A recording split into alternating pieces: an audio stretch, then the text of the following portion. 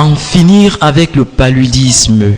Tel est le thème retenu pour la 9e édition de la Journée mondiale du paludisme qui sera célébrée le 25 avril prochain. C'est en prélude de cette commémoration que la coalition de la communauté des affaires contre le sida, la tuberculose et le paludisme, en abrégé CCA contre le sida, a organisé une conférence de presse dans les locaux du JICAM. Il était question pour les organisateurs de présenter à la presse le point de ces activités accomplies, mais aussi le programme des activités en perspective relatives au mémorial en vue. Dans son propos, le docteur Dima Priso rappelait que barrer la voie aux anophèles dans les espaces hospitaliers était un objectif à atteindre. Pas question, martelait-il, que l'on parte de l'hôpital étant porteur de paludisme. En la circonstance, des centaines de moustiquaires seront installés dans les locaux de district, en l'occurrence celui de Deido sous la houlette de docteur Mwangue Antoine.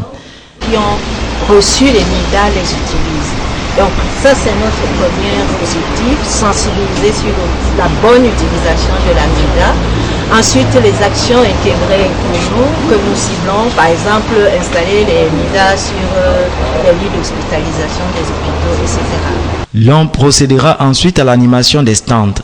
La CCA contre le sida, dans sa mission d'accompagner les entreprises dans la mise en place des politiques de protection de la santé des travailleurs, a prévu une journée de l'entreprise répartie sur 3 volets, à savoir la thématique, les awards et les échanges. L'occasion sera aussi donnée de mettre en avant la responsabilité sociale de l'entreprise au cours d'une marche sportive sur une distance de 10 km prévue le 30 avril prochain. Dans le jeu des questions et réponses, la CCA a précisé que dans l'ordre de ces actions posées, l'on peut noter la pulvérisation intra-domicile dans 3000 maisons. Pour ce qui est du palu et du VIH dans les entreprises, 4442 dépistages rapides ont été effectués. On peut aussi énumérer les journées de propreté, des causeries éducatives et la promotion des pères éducateurs.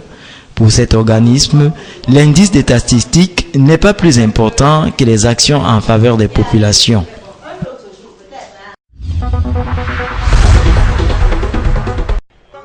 L'unité de transformation que vient d'acquérir la Société d'expansion et de modernisation de riziculture de Yagua, en abrégé SEMRI, est une mini-rizière full option de nouvelle génération avec un débit moyen de 2,5 tonnes métriques de paddy par heure dans les meilleures conditions de récolte. Elle est moins bruyante et peu polluante. La mise en service de cette unité de transformation va générer des plus-values telles emploi considérable et permettra aux ménages camerounais de se délecter d'un riz de haute facture au parfum naturel inégalé. Cette unité de transformation a été financée par le budget d'investissement public Minader, exercice 2013, et par le truchement d'un virement mis à la disposition de la SEMRI. L'usine a été inaugurée à Yagua par le ministre de l'Agriculture et du Développement rural. Henri Eyébé a souligné que cette usine traduit l'engagement du gouvernement camerounais à accompagner la SEMRI dans la production et la transformation du riz local. À cet effet, il a recommandé au directeur général de cette société, Marc Samatana, à veiller au bon fonctionnement et à la maintenance de cet équipement. 2 autres unités de transformation d'une capacité de 5 tonnes par heure seront livrées d'ici juin 2016, a-t-il indiqué. Avec tous ces équipements, la SEMRI pourra donc répondre aux attentes des populations, contribuer à l'autosuffisance alimentaire et lutter contre la pauvreté. Avant de quitter la ville de Yagua, le ministre a procédé à la visite du périmètre rizicole et à la station de pompage.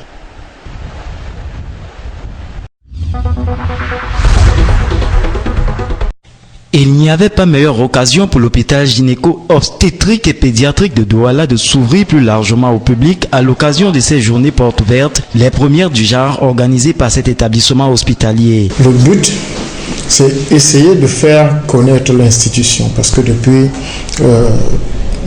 environ 1 an que l'hôpital a ouvert ses portes au public, nous avons le sentiment que les populations de Douala et de la région du littoral en général n'ont pas pleinement conscience du fait qu'un hôpital de première catégorie qui a été conçu et réalisé au plus haut niveau de l'État et qui a des missions très précises existent dans la ville de Douala. Et le but, c'est de faire comprendre aux gens quelles sont les missions d'un hôpital comme le nôtre.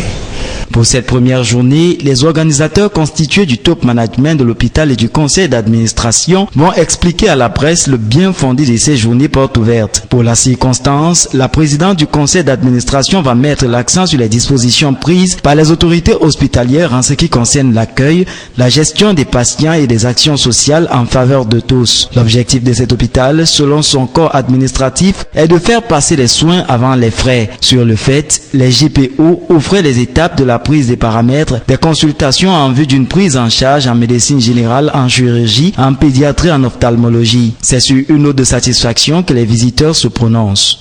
On a été très bien reçus, le service est très bien organisé, les infirmiers, le personnel, ils sont très courtois. Bien, maintenant nous souhaitons que de telles initiatives se reproduisent, se répètent, de manière en sorte que les populations soient plus proches du corps médical. Le bilan à mi-parcours de la première journée faisait état de 350 personnes consultées. Ces journées portes ouvertes s'achèvent le 22 avril 2016.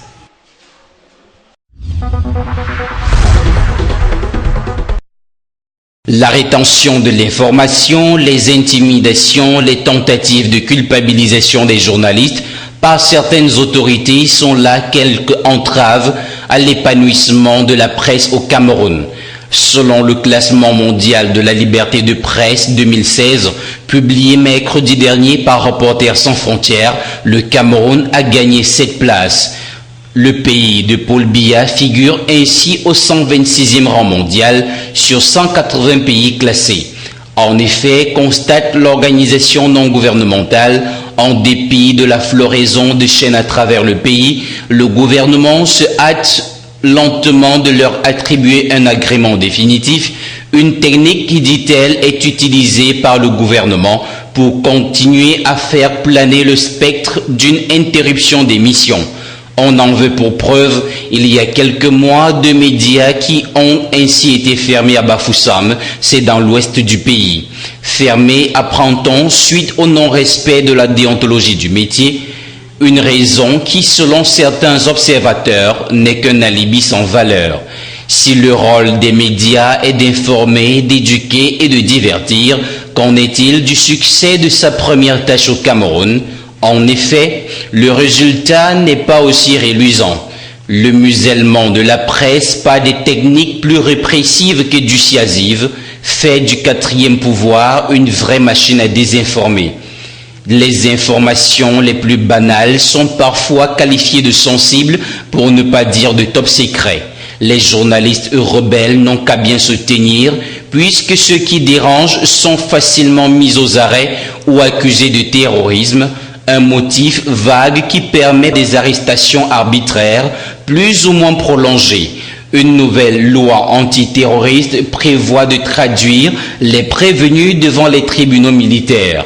Selon Reporters sans frontières, le Cameroun a gagné cette place en dépit de la floraison de chaînes à travers le pays. Ce palmarès révèle les positions relatives de 180 pays au regard de la latitude d'action de leurs journalistes. Au vu des indices régionaux, il apparaît que l'Europe, avec 19,8 points, demeure la zone où les médias sont les plus libres, suivi de loin par l'Afrique qui totalise 36,9, un fait inédit qui l'a fait passer devant les Amériques qui totalisent 37,1 points. L'Asie compte 43,8 points, l'Europe de l'Est et l'Asie centrale 48,4, l'Afrique du Nord et le Moyen-Orient avec 50,8. Restent les régions du monde où les journalistes sont les plus soumis à des contraintes de toutes sortes. À noter que plus l'indice monte, pire est la situation. Il est donc clair que le Cameroun n'est pas le seul pays enlacé par le musellement de la presse, mais il ne s'agit pas non plus d'un atout pour le développement. C'est encore une période de vache maigre dans cet atelier de sérigraphie. À quelques jours de la célébration de la 130e édition de la Fête internationale du travail, l'affluence n'est pas celle connue les années antérieures. Ici, l'on n'a reçu qu'une poignée de commandes. Par rapport aux années précédentes, ça a beaucoup changé. Il n'y a pas l'affluence, on ne sait pas. Nous sommes à moins de 9 jours de fête. Il n'y a pas vraiment l'affluence. Parce qu'il y a d'ici là 5 ans, il y a vraiment beaucoup de travail. Même les pousseurs arrivaient déjà à faire les pousseurs. Pourquoi changer?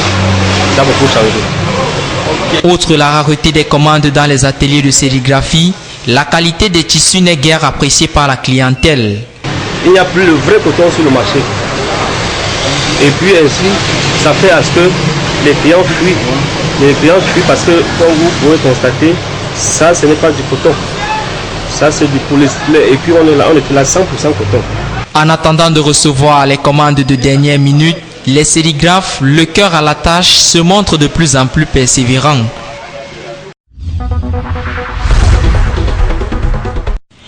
La contrefaçon est devenue aussi courante que le rhume. Elle n'épargne aucun secteur manufacturier. Au Cameroun, le décret présidentiel numéro 2009/296 du 17 septembre 2009 portant création de l'Agence des normes et de la qualité ANOR vise à booster la compétitivité des produits camerounais. En fait, c'est d'une part pour relancer la croissance économique camerounaise et d'autre part pour améliorer la condition de vie des populations. Des initiatives louables, mais qui ne font pas encore loi sur toutes les formes de contrefaçon. La fraude au Cameroun a eu mainmise notamment sur l'agriculture, les spiritueux, l'art et malheureusement sur les matériaux de construction, l'alimentaire et le médicament. La dure réalité repose sur le fait que le produit contrefaisant ressemble au contrefait. Étiquettes, notices et labels sont très proches des normes prescrites. Les conséquences de cette activité ne peuvent être quantifiées ni sa gravité évaluée à l'avance. Au cas par cas, les intrants agricoles improductifs ont envahi nos marchés. Le phénomène de la piraterie des CD poursuit allègrement son chemin au mépris des auteurs agréés et de ce fait, c'est l'art camerounais qui se meurt. La contrebande ne résigne point. L'absorption des aliments falsifiés et des médicaments nocifs fauche encore des vies. Le matériau de construction vendu dans certains rayons a causé l'effondrement de certains immeubles de nos villes. L'homologation des normes est un pas important pour l'éradication de la contrefaçon au Cameroun, mais il faut encore plus. On se rappelle qu'il avait été instruit par le Minimid il y a quelques années dans le cas des matériaux de construction qu'ils doivent être soumis à la procédure de certification préalable avant leur mise en consommation. Les vendeurs en détail des produits soumis aux normes doivent obligatoirement, avant toute distribution aux particuliers, obtenir des copies de certificats de conformité relevant des dits produits auprès de leurs fournisseurs. Reste à savoir dans quelle mesure ces détaillants mettent en application cet arrêté. Outre la répression, le dernier recours, l'on en appelle ici à une introspection. La contrefaçon constitue un poison pour notre économie et pour nos vies.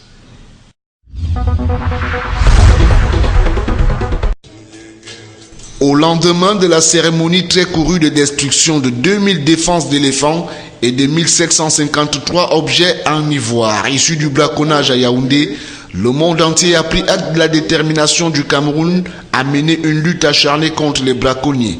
Il en va ainsi des 3 allocutions prononcées par les officiels, à savoir celle du délégué du gouvernement auprès de la communauté urbaine de Yaoundé, Gilbert Chimiyevouna, du ministre des Forêts et de la Faune, Philippe Ngolen Ngwese, ou encore celle de l'ambassadrice permanente des États-Unis aux Nations Unies, Samantha Power. Pour sa part, le ministre des Forêts et de la Faune a affirmé la détermination des pouvoirs publics à tordre le cou aux chasseurs d'éléphants. De son côté, Samantha Power a salué la démarche entreprise par le Cameroun qui a choisi de détruire publiquement devant les caméras d'ici et d'ailleurs des défenses d'éléphants. Il reste que ces efforts soient soutenus par l'adoption d'une loi qui interdise le commerce et l'exportation de l'ivoire. Malgré tout, les trompes d'éléphants récemment brûlées représentent quand même une perte en devises de plus de 2 milliards de francs sur le marché mondial. Même si officiellement, l'on ne voudrait pas accorder du crédit à cet argent issu du braconnage. On a jugé utile à ce moment de brûler ces points d'ivoire parce que le Cameroun lutte contre le braconnage, la chasse illégale. Et vous savez, chaque chose a un début. Si les autres pays faisaient, ils avaient jugé opportun, mais pour le Cameroun, je crois que le chef d'État, avec notre ministre, ils ont jugé utile qu'à ce moment, dans notre histoire, il faut qu'on mette un point contre la chasse illégale des éléphants dans notre pays. Je vous dis, c'est une affaire, c'est un article qui provient du vol d'un acte illégal et le Cameroun ne peut pas faire partie de ces gens qui recyclent les matériaux volés. Nous ne sommes pas pour encourager le vol. Si le gouvernement du Cameroun doit éviter de dormir sur ses lauriers après la cérémonie d'éclat d'incinération des trompes d'éléphants, cela lui impose désormais en termes de lutte contre le braconnage une vigilance accrue de tous les instants.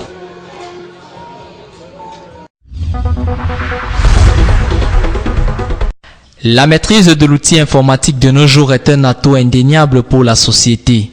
Mais l'introduction des TIC aux examens officiels, à quelques semaines des échéances, n'est pas du goût de tous. Pour cause, l'insertion tardive de l'informatique dans certains examens officiels semble être un obstacle auquel se heurtent les candidats appelés à affronter les épreuves écrites. En guise de rappel, les premières victimes de cet ajout de dernière minute furent les candidats au baccalauréat de l'enseignement secondaire général session 2013 qui ont reçu l'information un mois et demi avant l'épreuve finale. Un an plus tard, c'était au tour des pré-bacheliers. Une mauvaise habitude qui revient cette année en épinglant cette fois-ci les candidats au certificat d'aptitude professionnelle de l'enseignement secondaire technique et industriel. Comme il fallait bien s'y attendre, la situation embarrasse certains encadreurs qui n'hésitent pas à exprimer leur mécontentement. La bonne nouvelle, c'est le fait que l'État camerounais ait attendu aussi longtemps pour pouvoir donner cette information, étant donné qu'il y avait